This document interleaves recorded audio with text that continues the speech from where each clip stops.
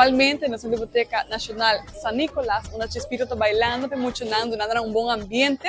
A atividade merdia, até o momento, na biblioteca, onde a autora está lendo e-book emocionante.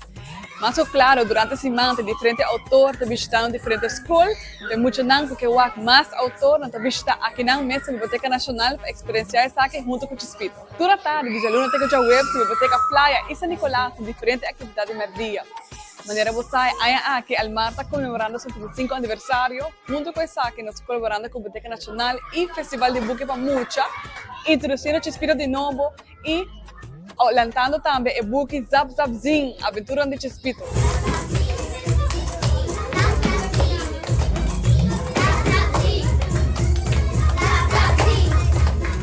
Bueno, sa bisita de Chespito aqui na San Nicolás. Nós temos muito não que presente agora aqui não que é coisa de à tarde. Sobre sempre é para nos inspirar o lançamento. Já nós promocionar o lançamento, é muito não vai mais den e-book não que sempre o mês nós está zoar para não tem não book não des palisa. Essa aqui está de 33 anos de Festival de Book de Biblioteca Nacional. A minha mestra tem comissão acaba para 18 anos. Então é algo de costume para mim acaba des sempre nós busca o autor ng Jafo, Holanda, Corso, Boneiro, diferente, si viaja também nós busca San Martin, dependendo se nos hay autor lang.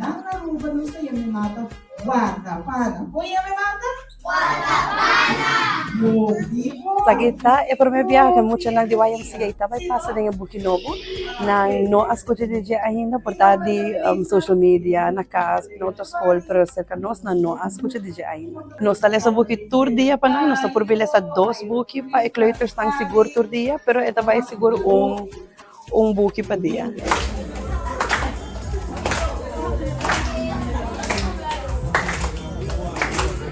6 de novembro, nós também temos a website Tio Ali com Emerita Emerência. Esse nós também temos a website de 3 horas para 4 horas.